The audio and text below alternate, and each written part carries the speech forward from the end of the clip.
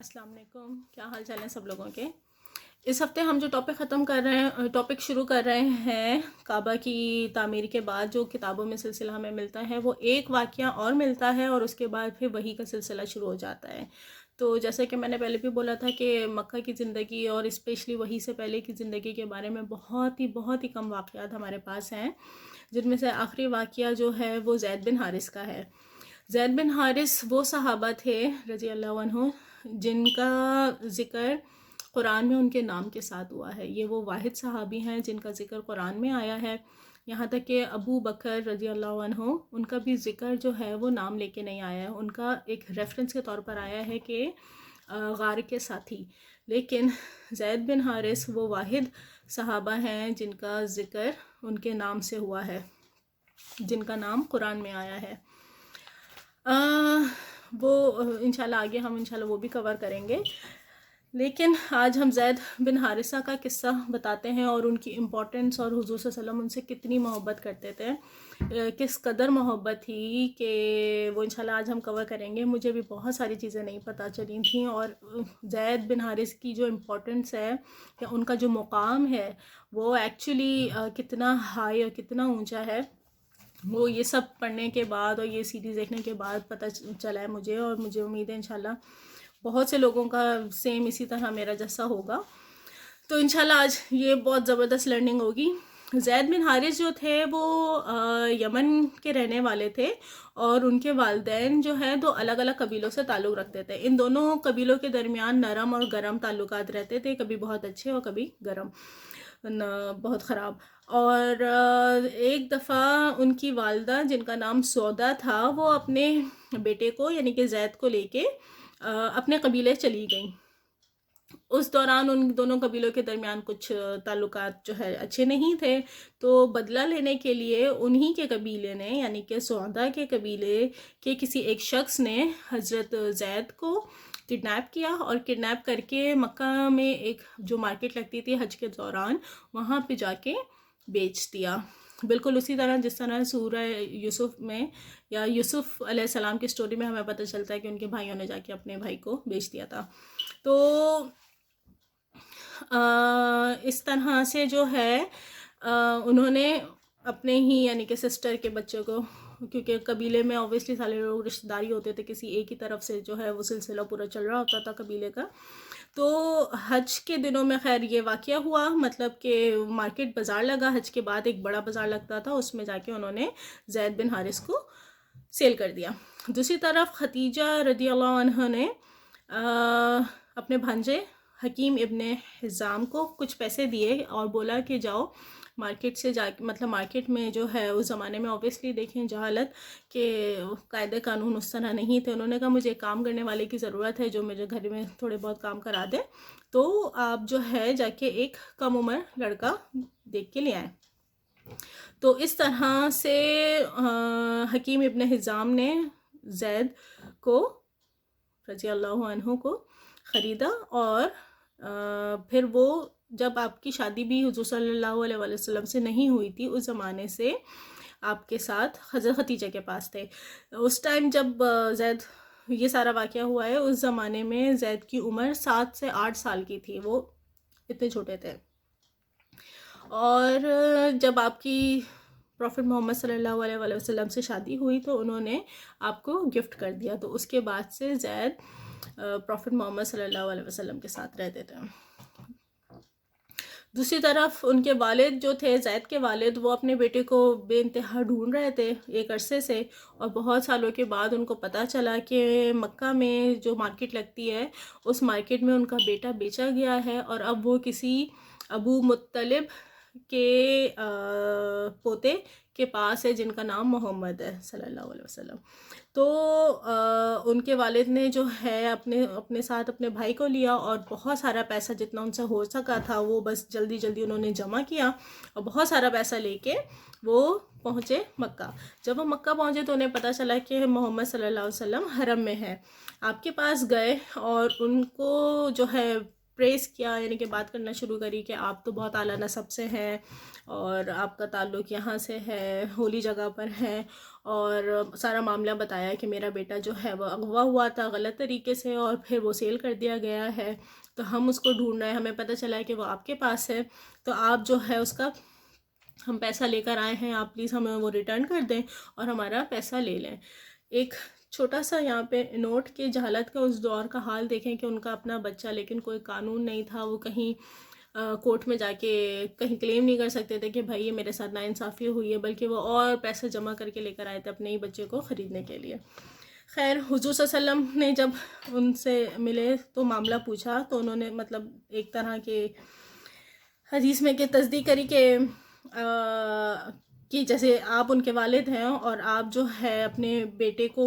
آپ کا بیٹا اغوا ہوا تھا اور آپ اس کو واپس لینے آئے ہیں، تو اگر یہ بات ہے تو میں یہ معاملہ زید پر ہی چھوڑتا ہوں، اور اگر آپ میں اور مجھ میں وہ اگر آپ کو ایکسیپٹ کرے گا تو میں بغیر کچھ پیسہ لیے اس کو آپ کے ساتھ جانے دوں گا، لیکن اگر وہ مجھے چوز کرے گا تو میں ان میں سے نہیں کہ میں اپنی اس کو پیٹ کروں، یعنی کہ میں اس سے منہ موڑوں۔ اور اس طرح کر کے انہوں نے پھر پروفٹ محمد صلی اللہ علیہ وسلم نے جو ہے زید کو بلایا۔ خیر یہ والی بات سن کے ان کے والد بہت خوش ہو گئے کہ بھائی ہمارا بیٹا تو ہمیں ہی چوز کرے گا، اور انہوں نے بولا کہ بالکل محمد صلی اللہ علیہ وسلم آپ نے تو بہت اچھی بات کری ہے اور بالکل ایسے ہی ہوگا۔ تو خیر جب زید رضی اللہ تعالیٰ عنہ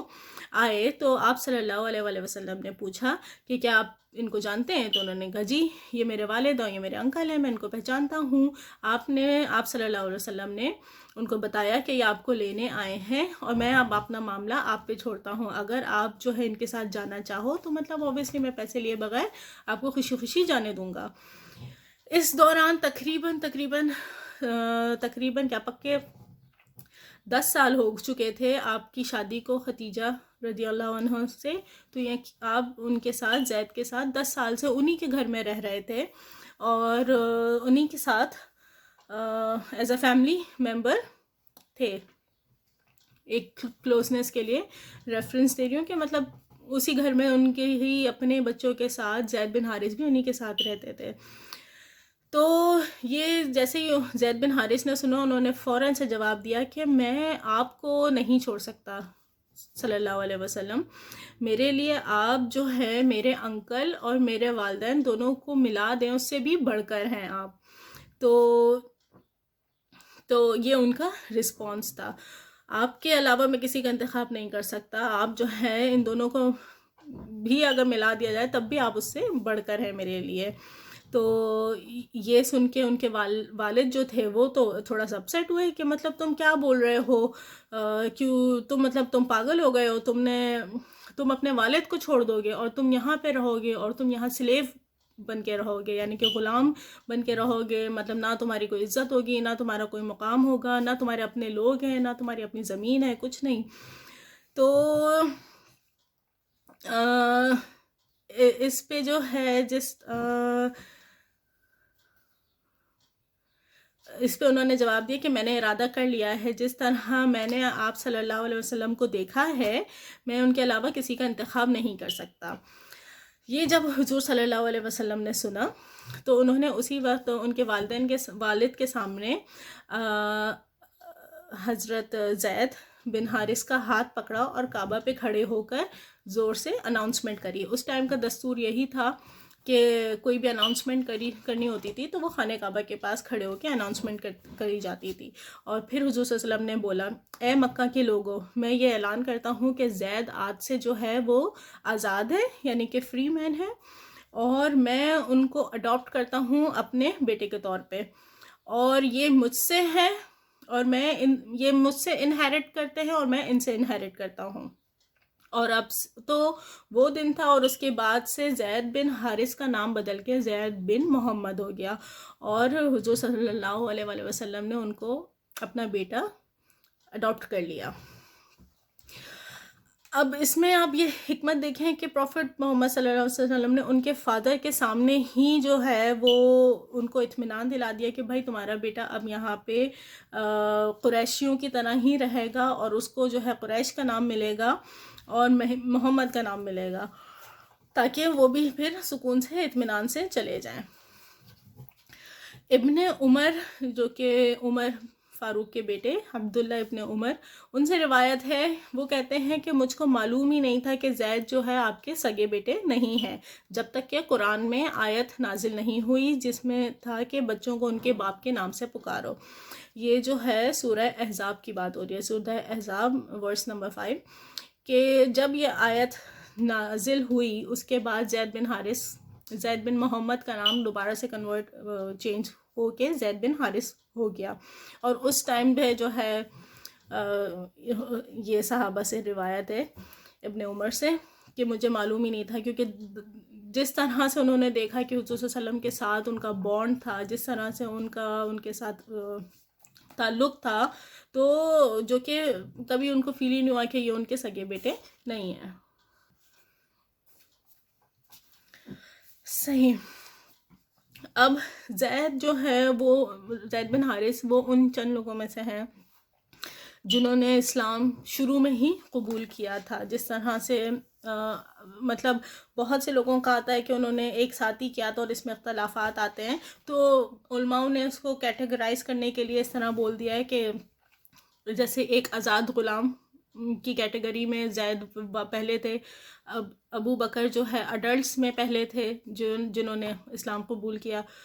حضرت خدیجہ فیمیل فرسٹ کنورٹ تھیں یا ان پہ ایکسیپٹ کرنے والی تھیں، تو اس طرح خیر، اور حضرت علی جو ہے وہ بچوں کی کیٹیگریز میں آ جاتے ہیں کہ وہ پہلے بیبی تھے یا بچے تھے، کڈ تھے جنہوں نے کیا اسلام قبول۔ تو خیر زید بن حارث بھی انہی کیٹیگری میں آتے ہیں جو کہ شروع میں جنہوں نے آپ صلی اللہ علیہ وسلم پر ایمان لے کر آئے۔ اچھا، حضور صلی اللہ علیہ وسلم نے زید بن حارث کو قریش کا اسٹیٹس دینے کے لیے ام ایمن جو کہ آپ کی والدہ کی کنیز تھیں، ان کے ساتھ زید بن حارث کی شادی کرائی تھی، اور زید بن حارث اور ام ایمن کے جو بیٹے تھے ان کا نام تھا اسامہ بن زید۔ اسامہ بن زید کو حب النبی کہا جاتا تھا، حب النبی یعنی کہ محبوب۔ روایت میں آتا ہے کہ حضور صلی اللہ علیہ وسلم سے جب صحابہ کو کسی چیز کی سفارش کرنی ہوتی تھی تو وہ جیسا ہمارے یہاں بھی ہوتا ہے، کوئی سفارش کرنی ہو تو پھر وہ ماحول دیکھا جاتا ہے، موڈ دیکھا جاتا ہے، تو وہ صحابہ اس طرح کیا کرتے تھے کہ اسامہ بن زید کو آگے کر دیا کرتے تھے، کہ کیونکہ حضور صلی اللہ علیہ وسلم کے ہی گھر میں اسامہ بھی پیدا ہوئے، ان کے گھر میں انہوں نے پرورش پائی، تو ایک بہت بڑا اسٹیٹس تھا زید بن حارث کا۔ اسی طرح سے زید بن حارث کے بارے میں بھی آتا ہے کہ زید بن حارث کبھی بھی حضور صلی اللہ علیہ وسلم نے جتنی بھی بیٹلز کے لیے ایکسپیڈیشنز بھیجیں، کیا کہتے ہیں انہیں، ایکسپیڈیشنز، جنگ کے لیے جو ایکسپیڈیشنز بھیجی جاتی تھیں، یعنی کہ کچھ صحابوں کو جو بھیجا جاتا تھا دوسرے علاقوں میں ایکسپیڈیشن کے لیے، تو ہمیشہ جتنی بھی حضور صلی اللہ علیہ وسلم نے بھیجیں 10 کے قریب تقریباً 10 مرتبہ تو کم از کم ایسا ہوا ہے کہ انہوں نے بھیجا ہے، تو کبھی بھی ایسا نہیں ہوا کہ زید بن حارث اس کے انچارج نہ ہوں، اس کے لیڈر نہ ہوں، ہمیشہ وہ لیڈ کرتے تھے، حضور صلی اللہ علیہ وسلم ان کو ہی سربراہ بنا کے بھیجتے تھے، کبھی ایسا نہیں ہوا کہ ان کے اوپر کسی کو انہوں نے حکمران یا کچھ لیڈر یا انچارج بنایا ہو۔ زید بن حارث کی شادی ایک تو ام ایمن سے ہوئی تھی، اور بعد میں حضور صلی اللہ علیہ وسلم کی کزن زینب بنت جاش ان سے بھی ہوئی تھی، لیکن زینب بنت جاش سے آپ کی شادی نہیں چل سکی تھی، اور پھر طلاق ہو گئی تھی، اور اس کے بعد اللہ تعالیٰ نے حکم دیا تھا پروفٹ محمد صلی اللہ علیہ وسلم کو کہ آپ ان سے نکاح کر لیں، تو اس طرح سے، اور وہ واحد ایسا نکاح تھا جو کہ باقاعدہ نکاح اللہ تعالیٰ نے خود کیا تھا، اور جس کے لیے کوئی گواہ نہیں تھا اور کچھ نہیں تھا، ڈائریکٹ نکاح اللہ تعالیٰ نے خود اس کا کیا تھا اور پھر وہ خیر شادی ہوئی تھی، وہ انشاءاللہ آگے کور کریں گے. اس کے بعد بھی زید بن حارث نے بہت سی قریش کی عورتوں سے شادی کی تھی. جب حضور صلی اللہ علیہ وسلم نے زید بن حارث کو فتح مکہ کے بعد مؤتہ کی جنگ میں بھیجا تھا، تب آپ نے جو ہے 3 لیڈرز کو منتخب کیا تھا، کیونکہ وہ ایک خطرناک بیٹل تھی اور کافی مشکل تھی. تو وہاں پہ آپ نے جو ہے زید بن حارث کو پہلے لیڈر بنایا تھا. اس کے بعد اپنے کزن حضرت علی کے جو بھائی ہیں جعفر ابن ابو طالب، ان کو بولا تھا کہ اگر زید کچھ اس طرح ہو جائے کہ تو اس کے بعد پھر جعفر کمانڈ سنبھالیں گے، اور اس کے بعد اگر کچھ ہو جائے تو عبداللہ بن رواحہ وہ سنبھالیں گے. اور اس واقعے میں ان تینوں کی ڈیتھ ہو گئی تھی. اس کے بعد وہاں پہ جو تھا کچھ کنڈیشن اس طرح کی پیدا ہو گئی تھی کہ آن دا اسپاٹ ان کے پاس کوئی ان لوگوں کو وہاں پہ خود ہی کسی ایک کو لیڈر بنانا تھا، کیونکہ حضور صلی اللہ علیہ وسلم نے یہ 3 نام دیے تھے اور اس کے بعد کہا تھا کہ اس کے بعد اگر نہ ہو سکے، مطلب کچھ حالات چینج ہو جائیں، تو آپ لوگ وہیں پہ خود اپنی طرف سے ایک لیڈر چوز کر لیے گا. تو پھر خالد بن ولید جو کہ اس زمانے میں بہت تھوڑے عرصہ ہوا تو ان کو اسلام قبول کیے ہوئے، ان کو لیڈر بنایا تھا. اور لیکن خالد بن ولید نے وہاں پہ کچھ اس طرح کے کام کیے تھے جس کی وجہ سے ان کو پھر وہاں سے سیف اللہ کا خطاب ملا تھا. اس کے بعد اسی جگہ پہ جعفر ابن طالب اور زید اور عبداللہ بن رواحہ ان تینوں کی ڈیتھ وہاں پر ہوئی تھی. اور جب حضور صلی اللہ علیہ وسلم کو یہ خبر ملی تھی تو وہاں پہ ان کے ساتھ جو ہو رہا تھا، وہاں حضور صلی اللہ علیہ وسلم کو مدینہ میں اس کی لائیو کوریج مل رہی تھی، اور حضور صلی اللہ علیہ وسلم کھڑے تھے اور وہ پھر بیٹھ گئے اور رو رہے تھے. اس کے 16 سال کے بعد پھر انہوں نے جو ہے اسامہ رضی اللہ عنہ کو جو ہے اسی جگہ پہ واپس بھیجا کہ تم جاؤ جہاں پہ تمہارے والد کی ڈیتھ ہوئی ہے. اسامہ کو پھر انہوں نے حضور صلی اللہ علیہ وسلم نے خود چوز کیا تھا کہ تم جاؤ اس دہری جہاں پہ یہ سارا واقعہ ہوا ہے. لیکن اسی زمانے میں انہی دنوں میں ایکچولی حضور صلی اللہ علیہ وسلم کی اپنی طبیعت بہت خراب ہوئی تھی، اور یہ بالکل اینڈ کی بات ہے کہ پھر حضور صلی اللہ علیہ وسلم کی طبیعت خراب ہو گئی اور ان کا انتقال ہو گیا تھا. تو اسامہ گئے تھے، واپس آ گئے تھے، لیکن خیر پھر ابو بکر کے دور میں وہ دوبارہ گئے تھے، جس پہ کچھ لوگوں نے اعتراض بھی کیا تھا. لیکن ابو بکر نے کہا کہ میں کیسے ان کو جو ہے ہٹا کے کسی اور کو بھیج سکتا ہوں، جبکہ پروفٹ محمد صلی اللہ علیہ وسلم نے ان کو خود چوز کیا اور خود وہاں پہ بھیجا ہے. تو خیر یہ جو ہے زید کی اسٹوری تھی. بہت سی روایتوں میں ایسا ملتا ہے صحابہ سے کہ صحابہ کہتے تھے کہ اگر زید بن حارث زندہ ہوتے تو یقینی طور پہ وہ پہلے خلیفہ ہوتے. ایسا ہو ہی نہیں سکتا تھا کہ وہ خلیفہ نہیں ہوتے. یہ تھا ان کا اسٹیٹس، یہ ان کا اسٹیٹس تھا کہ he was on the top. ابو بکر صدیق، عمر فاروق نہیں، سب سے پہلے زید بن حارث. بہت بہت بہت اونچا رتبہ تھا ان کا. حضور صلی اللہ علیہ وسلم ان سے بے انتہا محبت کرتے تھے. ایک اور واقعہ ہے کہ حضرت عمر فاروق کے دور کا واقعہ ہے کہ عمر ابن عمر عبداللہ نام تھا ان کا، ان کے بیٹے نے حضرت عمر فاروق کی خلافت کا دور تھا. اس میں ان کے بیٹے نے اپنے والد سے سوال کیا، یعنی کہ عبداللہ بن عمر نے اپنے والد سے پوچھا کہ آپ جو ہے وہ اسامہ بن زید کو مجھ سے زیادہ سیلری کیوں دیتے ہیں، جبکہ ہم دونوں ایک ہی کام کرتے ہیں، ہمارا مطلب سیم کام ہے، لیکن میری سیلری کم ہے، ان کی سیلری زیادہ ہے. تو عمر فاروق نے جو ہے ان کا جواب دیا کہ کیونکہ وہ حضور صلی اللہ علیہ وسلم کو زیادہ محبوب تھے بنسبت تم سے، اور اس کے والد یعنی کہ زید بن حارث زیادہ محبوب تھے آپ کو بنسبت تمہارے والد کے، یعنی کہ عمر فاروق کے. تو یہ ایک آخری واقعہ جو ہمیں ملتا ہے، اس کے بعد ہمارے پاس سلسلہ شروع ہوتا ہے وحی کا. وحی کی تفصیلات ہمارے پاس کافی ڈیٹیل میں موجود ہیں. صحیح بخاری میں حضرت عائشہ سے روایت ہے جو کہ حضور صلی اللہ علیہ وآلہ وسلم نے بعد میں کسی زمانے میں کری، اور اس میں ساری کنورزیشن حضور صلی اللہ علیہ وسلم کی، حضرت خدیجہ کی، اور ساری کیفیت وہ ساری کافی تفصیل سے موجود ہے. تو وہی سے کچھ عرصہ پہلے تک کہ یہ سلسلہ ہو گیا تھا حضور صلی اللہ علیہ وسلم کی زندگی کا کہ انہوں نے دنیا سے تھوڑا سا الگ رہنا شروع کر دیا تھا، اور وہ اکثر غار حرا پر جایا کرتے تھے. کہتے ہیں کہ غار حرا جو ہے وہ حضرت عبد المطلب نے جو ہے وہ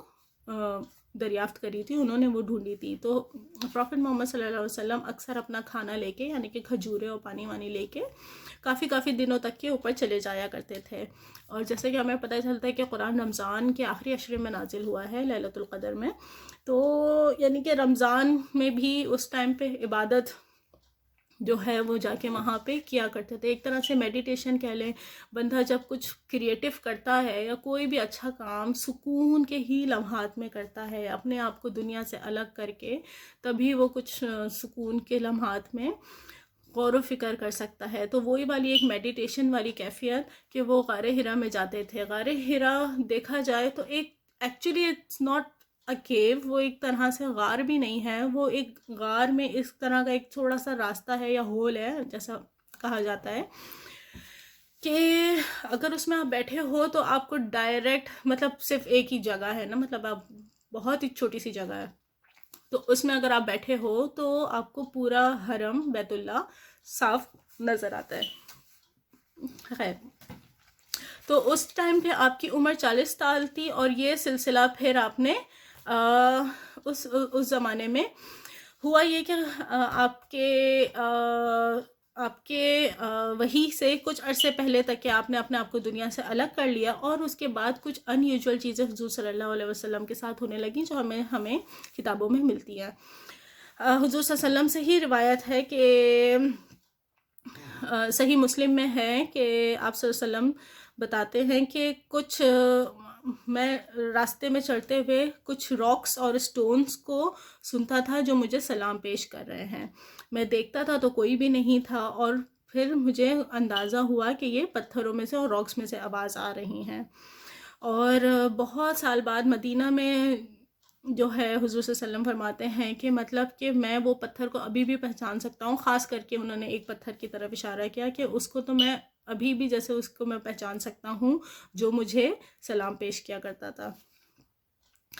اس کے بعد پھر اس طرح بھی ہوا کہ حضور صلی اللہ علیہ وسلم کو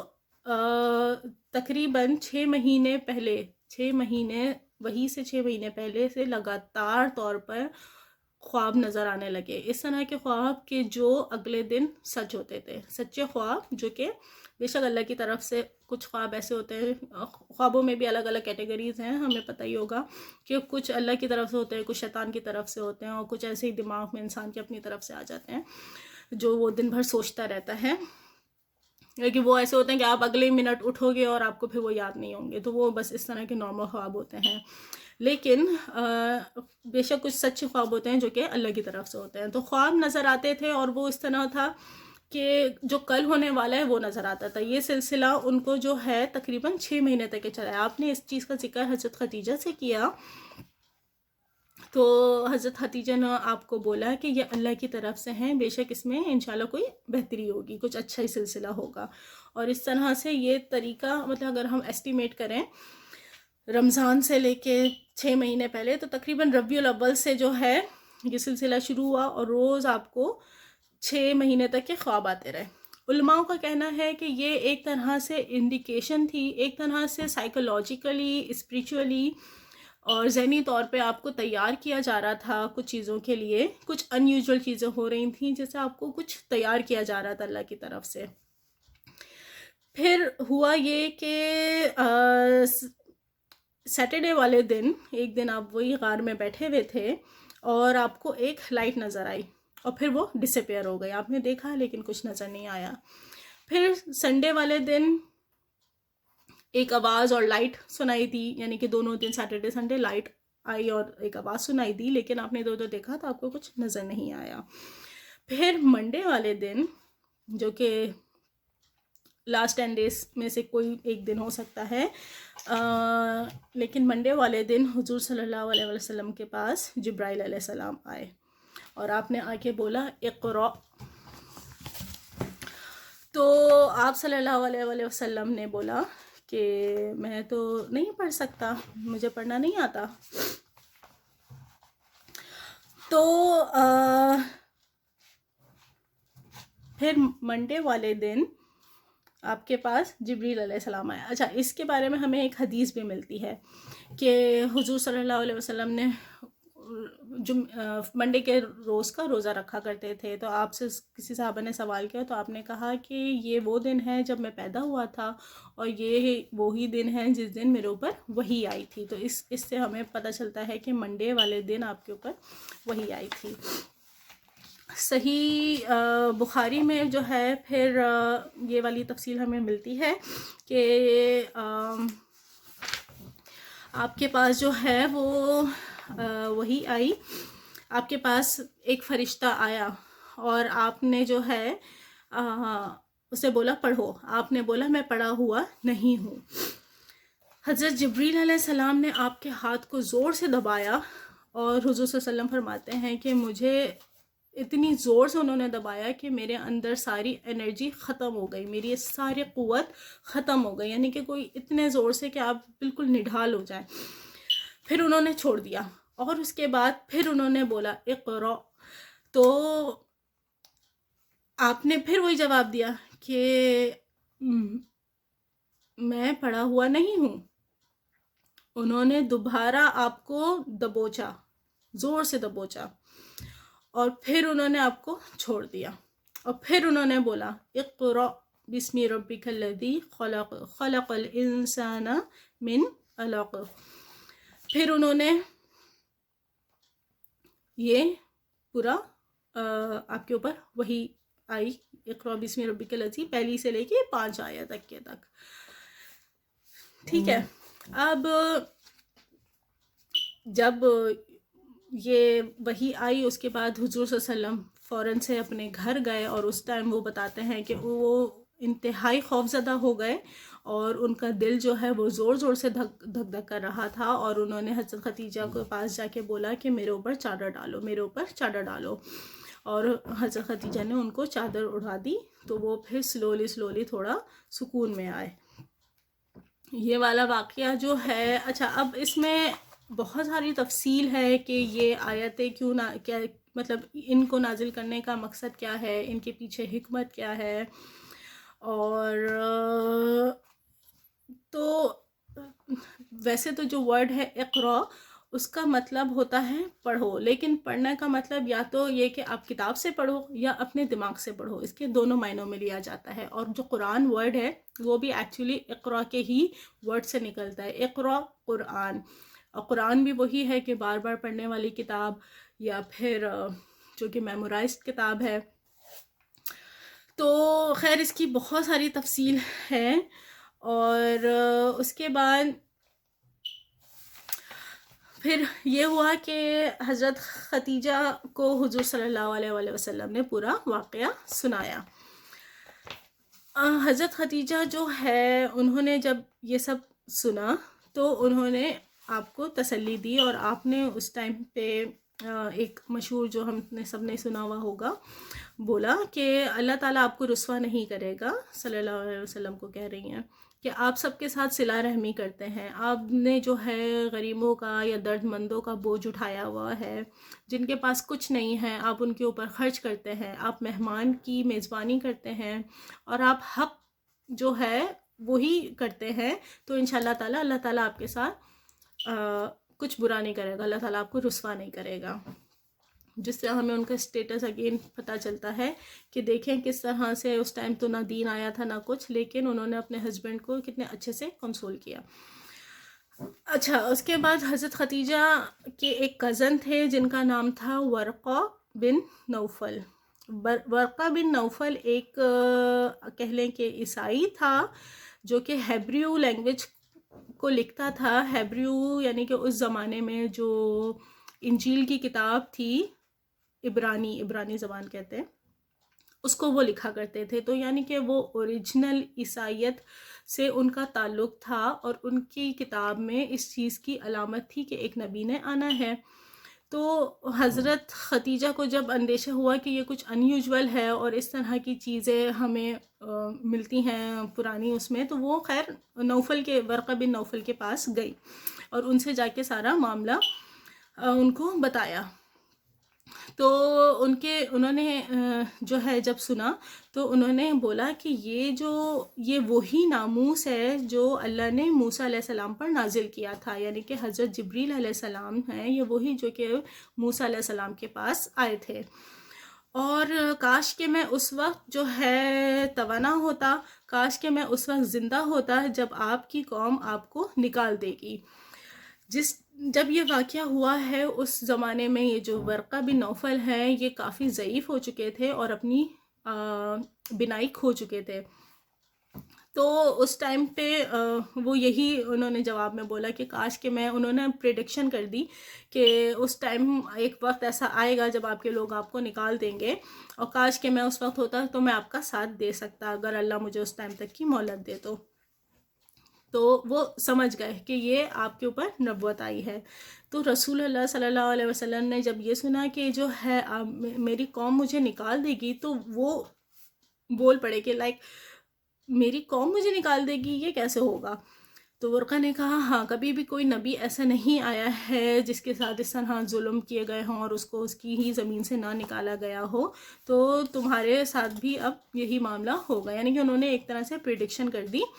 کہ اس طرح کا معاملہ ہوگا. اور سیرہ میں ہمیں کچھ جگہوں پہ اس طرح کی اسٹوریز ملتی ہیں کہ کچھ پرانی کتابوں میں اوریجنل جو کتابیں تھیں ان سے ڈھونڈتے ہوئے لوگ آئے اور آ کے حضور صلی اللہ علیہ وسلم کو جیسے وہ ڈھونڈ رہے تھے، کیونکہ ان کی کتابوں میں لکھا ہوا تھا، ان کے نبیوں نے اپنے لوگوں کو بتایا تھا کہ ایک آخری نبی آئیں گے جو کہ نبوت کا خاتمہ جن کے اوپر ہوگا. اور سلمان بن فارسی کہ جو سٹوری ہے وہ بالکل ایسا ہی ہے کہ وہ حضور صلی اللہ علیہ وسلم کو ڈھونڈتے آئے تھے، کیونکہ انہوں نے بھی پرانی کتابوں میں دیکھا تھا اور انہوں نے آ کے پروفٹ محمد صلی اللہ علیہ وسلم کے اوپر جو سیل تھی وہ دیکھی تھی، مہر فزیکل مہر جو حضور صلی اللہ علیہ وسلم کے اوپر تھی. یہ انشاءاللہ میں کور کروں گی یہ والی سیل والی بات بھی، لیکن یہ میں آپ لوگوں کے لیے چھوڑ رہی ہوں کہ اگر موقع ملے تو آپ لوگ سرچ کریں. اس کے بعد پھر بہت عرصے تک کے سلسلہ وحی کا بند ہو گیا. کچھ کہتے ہیں کچھ سال، کچھ کہتے ہیں کہ جو ہے کچھ مہینے، لیکن جو مور اوتھینٹک چیز ہے وہ یہی ہے کہ شاید 40 دن یا 1 سے 1.5 مہینہ اس طرح کا گیپ آیا، اور یہ جو ہے اس کے بعد پھر دوسری وحی آئی. اس عرصے میں حضور صلی اللہ علیہ وسلم تھوڑا کچھ نارمل ہو گئے، کول ڈاؤن ہو گئے. اور ایکچولی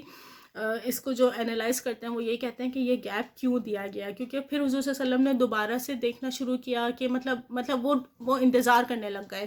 کہ جو ہے اس کے بعد ان کو کوئی نظر نہیں آ رہا. ایک دفعہ کوئی آیا ہے اور پھر وہ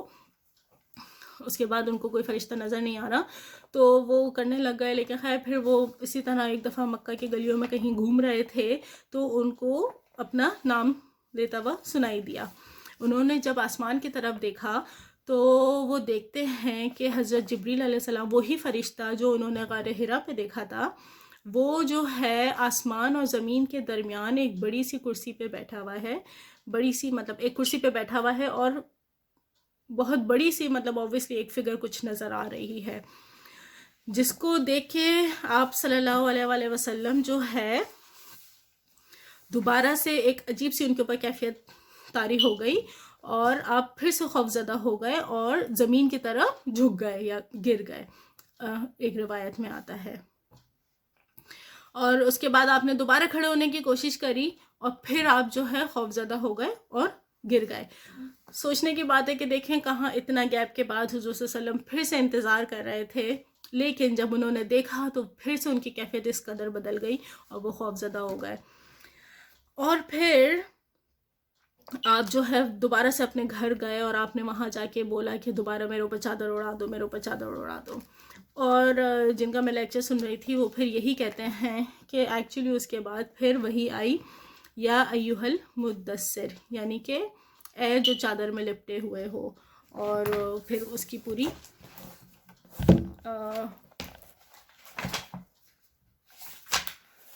اس کی 5 سے لے کے 6 آیت ہے. یا ایھا المدثر، اے کپڑے اوڑھنے. تو جو یاسر قادیوں کا کہنا ہے کہ اوبویسلی پھر جبریل علیہ السلام نے اوبویسلی ان کا جو ہے یہ وہی ایکچولی ان کے گھر میں آئی، کیونکہ جب وہ کپڑے میں واپس کور ہو گئے تب انہوں نے بولا کہ کھڑے ہو جاؤ اور آگاہ کر دو. یعنی کہ اوبویسلی کہ اے کپڑے میں کپڑا اوڑھے رہنے والے کھڑے ہو جاؤ اور آگاہ کر دو اور اپنے رب کی بڑائی بیان کرو اور اپنے کپڑوں کو پاک صاف رکھو. یہاں پہ مراد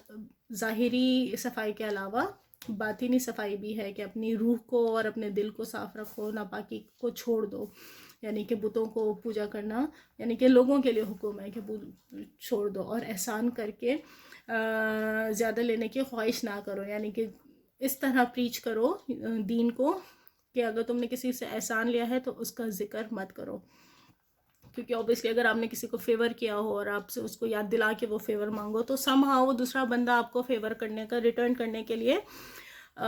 راضی ہو ہی جاتا ہے. تو اس کے لیے منع کیا گیا کہ اگر کوئی احسان کسی کے ساتھ کیا ہے تو اس کو یاد دلائے بغیر اس کے جو ہے تم اللہ کی بڑائی بیان کرو اور اپنے رب کی راہ میں صبر کرو. تو خیر یہ والی جو آیتیں ہیں وہ پھر نازل ہوئیں اور اس طرح پھر دوسری وحی کا سلسلہ ہوا. اور اس کے بعد جو لاسٹ چیز انشاءاللہ کور کرنے کا میں نے سوچا ہے وہ کتابوں میں ملتی ہے وحی کہ ایکچولی وحی کے کیا طریقے ہمیں موسٹ اوتھینٹکلی ملتے ہیں. بہت سے لوگوں نے بہت سے علماؤں نے اس پہ بات کری ہے، لیکن ہم جو 7 طریقے بتائے گئے ہیں میں وہ آپ سے ڈسکس کروں گی کوئکلی کہ وہی کہ ایکچولی 7 طریقے ہیں. لوئسٹ سے لے کے ہائر پہ جاؤں گی. سب سے نچلے طبقے کی یا سب سے نچلے لیول کی جو وہی ہے وہ ہوتے ہیں سچے خواب. سچے خواب جو کسی کو بھی آ سکتا ہے، عام آدمی کو بھی، صحابہ کو بھی، اور حضور صلی اللہ علیہ وسلم کو جیسے کہ آتے تھے وہی آنے سے پہلے. یہ سب سے لوئسٹ لیول ہے وہی کا. دوسرا ہوتا ہے الہام ہونا، یعنی کہ اللہ تعالیٰ اینجل کے تھرو کوئی بات آپ کے اس میں ڈال دیتا ہے. اس کی مثالیں بھی ہمیں ملتی ہیں، جیسے کہ موسیٰ کے ساتھ موسیٰ یعنی کہ موسیٰ علیہ السلام کی جو والدہ تھی ان کے ساتھ جیسے ہوا کہ اللہ تعالیٰ نے ان کو الہام کیا، تو اینجل کے تھرو اللہ تعالیٰ آپ کے دل میں ایک بات ڈال دیتا ہے. تیسری چیز ہوتی ہے اینجل کو جو ہے انسان کی شکل اختیار کر کے آتے ہیں. جیسے کہ اکثر جبریل علیہ السلام جو تھے وہ ضحیہ القلبی ایک صحابی تھے مدینہ میں، ان کی شکل اختیار کر کے اکثر جو ہے وہ جبریل علیہ السلام آیا کرتے تھے. اور یہ والی جو وحی ہوتی تھی یہ پروفٹ محمد صلی اللہ علیہ وسلم کے لیے سب سے ایزی ہوتی تھی، کیونکہ جو دوسری وحی ہوتی تھی وہ اس مقابلے میں کافی فزیکلی تکلیف والی ہوتی تھی، جس میں پروفٹ محمد صلی اللہ علیہ وسلم کو باقاعدہ ایک الگ سی مشقت اٹھانی پڑتی تھی. تو جب حضور صلی اللہ علیہ وسلم سے خود بھی روایت ہے کہ جو ہے جب وہ کسی اینجل کے روپ میں آتے تھے تو وہ بہت زیادہ ایزی ہوتا تھا ان کے ساتھ اس چیز کو ایبزارو کرنا اور وہی کو وہ ان سے ڈیل کرنا. اور اکثر وہ ضحیہ القلبی کے روپ میں آتے تھے، اور وہ جو ہے صحابہ نے بھی اس طرح سے جبریل علیہ السلام کو دیکھا ہے. یعنی کہ عام صحابہ جو تھے وہ دیکھ لیتے تھے جبریل کو، لیکن ان کو پتہ نہیں ہوتا تھا. وہ اکثر یہی سمجھتے تھے کہ یہ جو ہے ضحیہ القلبی ہیں. حضرت عائشہ نے بہت بار حضور صلی اللہ علیہ وسلم کو جو ہے داہیہ سے باتیں کرتے ہوئے دیکھا، اور جب آپ نے پوچھا کہ کیا کہہ رہا تھا داہیہ تو آپ نے بتایا کہ نہیں وہ جبریل علیہ السلام تھے. اسی طرح عمر فاروق رضی اللہ تعالیٰ عنہ سے بھی روایت ہے کہ جو ہے وہ بھی بتاتے ہیں کہ انہوں نے ایک بار دیکھا کہ ایکسٹریملی وائٹ کپڑوں میں اور کالے سیاہ بالوں میں، اور اس کے جسم پہ یا کپڑوں پہ ایک ذرا برابر بھی دھول کے نشان نہیں، جو کہ پتہ چلا کہ وہ جبریل علیہ السلام تھے. تو اس طرح کی جو وحی ہوتی تھی وہ بھی حضور صلی اللہ علیہ وسلم کے لیے بہت ایزی ہوتی تھی. اس کے بعد جو ایک کیٹیگری ہے وہ ہوتی تھی جبریل علیہ السلام اپنی ایک فرشتے کی حالت میں آتے تھے، جیسے کہ غار حرا پہ اور جو وہی جو ابھی آئی دونوں اس میں ان صورت میں آئے تھے کہ وہ فرشتے کی صورت میں آتے تھے. تو یہ والی وہی حضور صلی اللہ علیہ وسلم کے لیے کافی ہیوی ہوتی تھی. حضرت عائشہ سے روایت ہے کہ وہ دیکھتی تھیں حضور صلی اللہ علیہ وسلم کہ سردی کا موسم ہے اور آپ کے اوپر وحی آ رہی ہے اور آپ جو ہے پسینہ، آپ کے ماتھے پہ پسینہ آ رہا ہے. ایک طرح سے اللہ ہی بہتر جانتا ہے، لیکن ایک طرح جو روایتیں ملتی ہیں اس سے پتہ چلتا ہے کہ آپ کے اوپر کیفیت ایسی ہوتی تھی کہ آپ کا سر جیسے نیچے چلا جاتا تھا، آنکھیں آپ کی بند ہو جاتی تھی، آپ کے پسینہ آپ کے ماتھے پہ ہوتا تھا، اور آپ جیسے اس دنیا سے نکل کے کسی الگ سی دنیا میں چلے گئے. ایک الگ سی کیفیت طاری ہو جاتی تھی جو بھی صحابہ بیٹھے ہوئے سب کو پتہ چل جاتا تھا آپ کی اپیرنس سے کہ آپ کے اوپر وحی آ رہی ہے، اور وہ کافی ہیوی ہوتی تھی. ایک دفعہ سورہ مائدہ ریویل جب ہوئی تب آپ جو ہے ایک کیمل کے اوپر بیٹھے ہوئے تھے، ایک اونٹ کے اوپر بیٹھے ہوئے تھے، اور آپ نے جو ہے آپ کے اوپر حضرت جبریل علیہ السلام وہی لے کر آئے، اور وہ کیمل جو یوجولی ایک کیمل اچھا خاصا وزن اٹھاتا ہے، جس کو ریگستان کا جہاز کہا جاتا ہے، جو کہ اچھا خاصا وزن اٹھا لیتا ہے، کہتے ہیں 1000 اور پتہ نہیں کتنا kgs. تو جب وہی آئی وہ کیمل کھڑا نہیں ہو سکا، وہ بیٹھ گیا، آپ کیمل کے اوپر بیٹھے ہوئے تھے. ایک اور دفعہ کا جو ہے وہ قصہ ملتا ہے کہ حکیم ابن حزام کہ آپ ایک دفعہ کسی صحابہ کے ران پہ ٹیک لگا کے بیٹھے تھے یا اس پہ ریسٹ کر رہے تھے صحابہ کی ران کے اوپر، اور آپ کے اوپر وحی آئی. وہ صحابہ بتاتے ہیں کہ ان کی ران پہ اتنا پریشر پڑنا شروع ہوا کہ ان کو ایک تھوڑی دیر کے بعد ایسا لگا کہ بس اب تو یہ ران ٹوٹ جائے گی اور پھٹ جائے گی،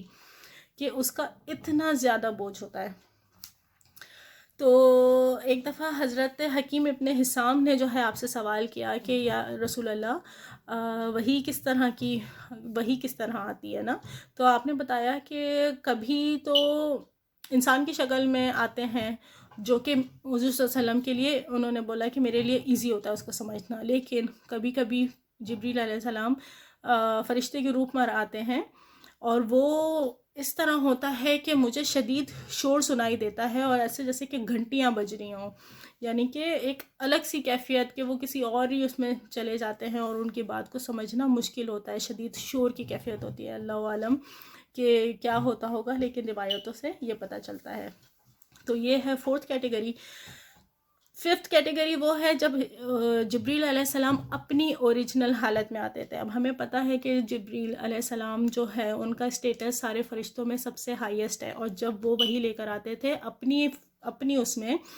کیونکہ وہ ان کا اسٹیٹس اوبیسلی سب سے زیادہ اونچا ہے، تو ان کے 600 ونگز ہوتے تھے، اور وہ تو زمین اور آسمان کے درمیان جب آتے تھے تو آگے پیچھے کچھ نہیں نظر آتا تھا، وہ سب کو کور کر لیتے تھے. وہ اتنا ہیوج فرشتے ہوتے ہیں.